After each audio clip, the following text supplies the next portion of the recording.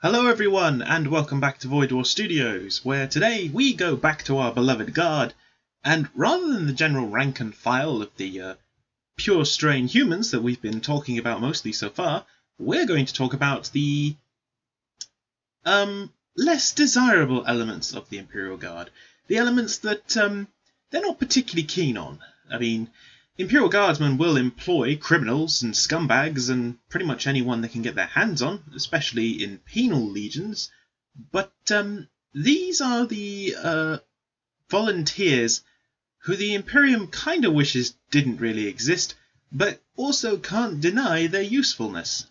These creatures are lovingly referred to as Abhumans. Now, an abhuman is a human who settled on a planet, typically with a very extreme environment, and in one way or another their genetic structure has mutated. They are also known as abhorrent humans, or abnormal humans, or, in High Gothic, abhumanis, but these are essentially still human, but with some mutations. Now, 9 times out of 10, when the Imperium encounters a mutant, the first thing they do is place a lasgun to its head and say, "Good night." However, there are some stable mutated genes that the Imperium have found can be quite useful when properly managed and properly controlled. In fact, in more enlightened times, back when the Emperor was still walking around the Great Crusade, there were far more divergent species of abhuman that served in the Imperial army. One of the most bizarre were known as beastmen.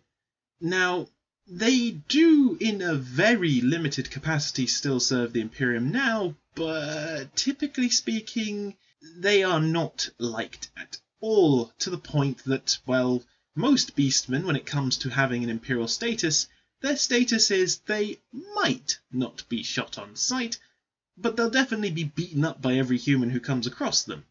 This is why most beastmen tend to veer towards chaos, because discrimination is a great way to get your point across. Oh, and in case you're curious, in 40k there are all kinds of abhuman mutant strains, not just limited to the beastmen, Ogres and Ratlings. There are the squats, poor squats, who got killed, wiped out during a Tyrannid invasion, essentially Warhammer 40k dwarves, who we have had a couple models appear throughout the recent times in 40k, but no sightings of any particular armies on the horizon. But in terms of other abhumans, you've got the Felinids, basically humans who have had their genomes mixed in together with Terran cats. Yes, this is a thing.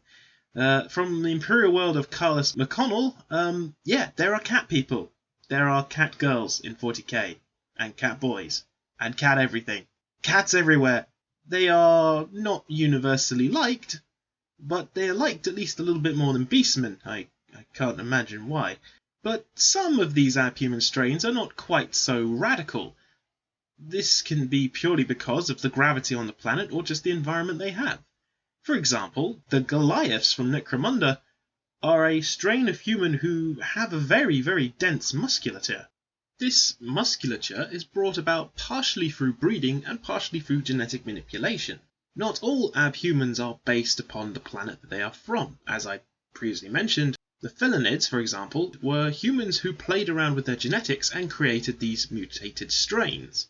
The main thing that seems to separate abhumans from the heretic mutant appears to be, one, the sanctioning that the Imperium feels is appropriate at the time, but two, the fact that these mutated strains don't just automatically turn to chaos. They appear to have slightly more rigorous defenses when it comes to the corruption of their soul. Not any more than the average human, but not less than the average human either.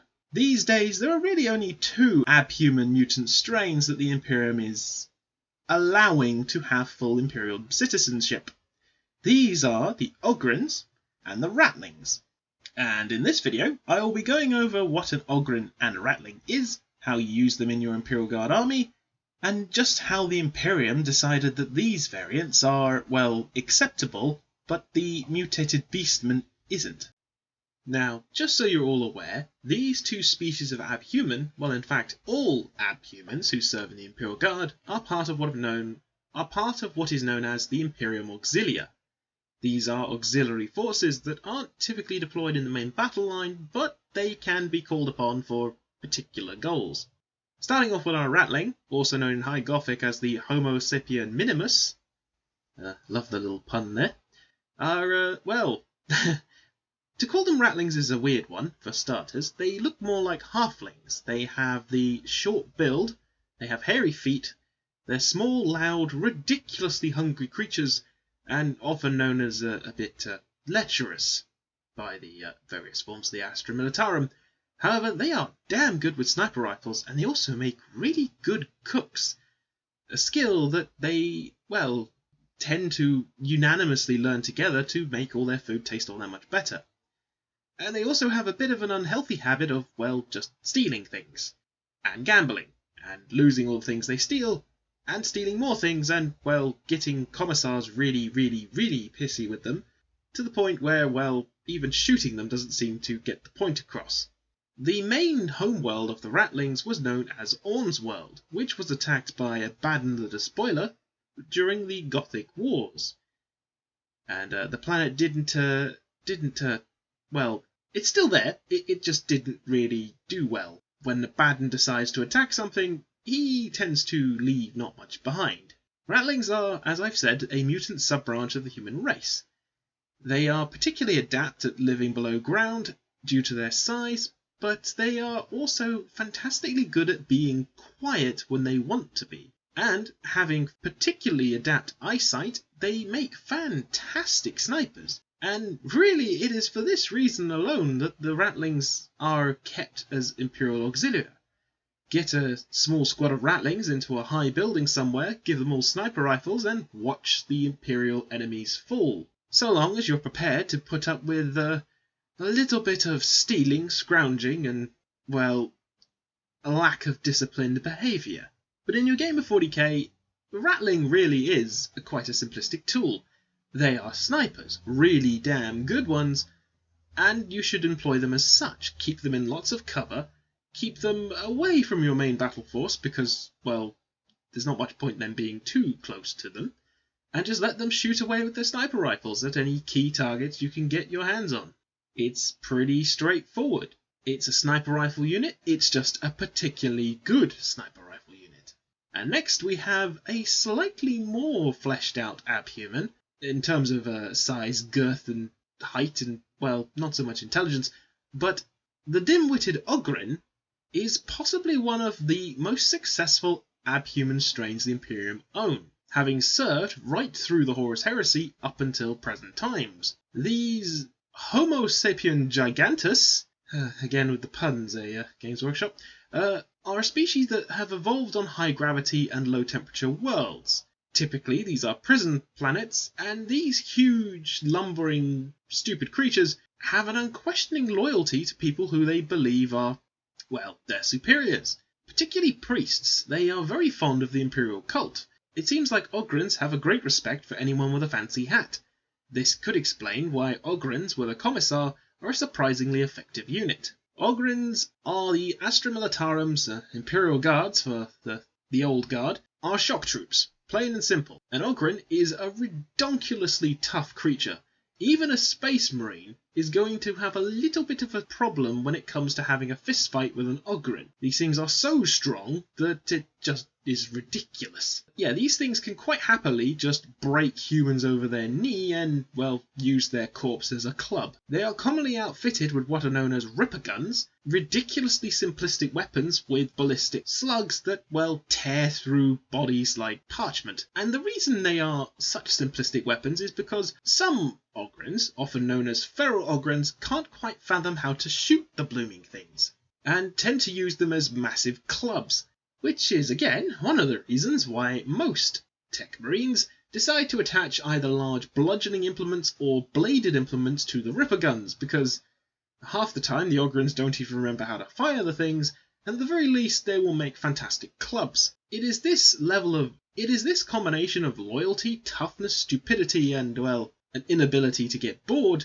that make Ogrens surprisingly good bodyguards. Get, say, 2 Ogrens around an Imperial commander, and it's amazing the bullets that they will soak up to make sure that their commander doesn't come to any harm. Ogrens are very, very fond of people who they view in places of authority, as I've mentioned, and it's for this reason that Ogrens, whilst they don't typically choose to fall to chaos, Ogrens do fall to chaos when they follow a particular commissar or individual down a certain chaotic pathway, shall we say.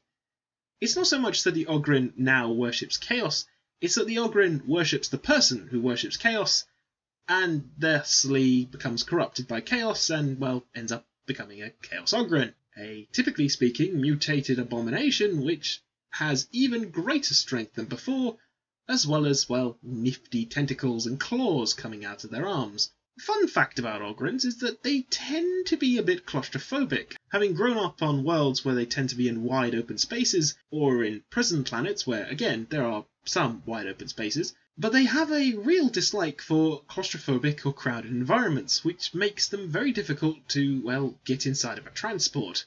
They tend to be a bit nervous, and it's one of the many reasons you need a commissar around to make sure they're okay. Ogrens that show even the briefest flicker of intelligence are typically upgraded to what are known as boneheads. They undergo a procedure that fiddles around with an Ogren's neural nervous system, or bone treatment, as it's known amongst the Ogrens. This improves their intellect to the standard human, which is quite a significant upgrade considering that an Ogren is quite stupid. Quite stupid indeed. When there is a particular rush for Ogren recruits, they will often not even bother giving them the Ripper Gun, they'll just give them large bludgeoning instruments and tell them to run in the direction of the enemy and, well, hit them as hard as possible. There are 2 real variants of Ogrens that you use on the tabletop. One is your Ogren with his Ripper Gun, who, well, shoots his Ripper Gun and bludgeon things over the head. The other is your Bulgrin, clad in customized carapace armor and given one of 2 choices. He may either take a Grenadier Gauntlet and a Slap Shield, making him an amazing frontline fighter, who basically just takes incoming hits and says no, or he can take a Battle Maul and a Suppression Shield. Now, the Battle Maul Suppression Shield variant is very much the offensive Ogren unit. The idea being that the Suppression Shield gives you a wonderful save against incoming attacks and shots, and, well, if you can't figure out what the Battle Maul does, it's a power weapon and a maul. Ogrens are wonderfully adept when it comes to, well, clubs, and Bulgrins are typically smart enough that they can be trusted with grenades, making them an amazing shock force.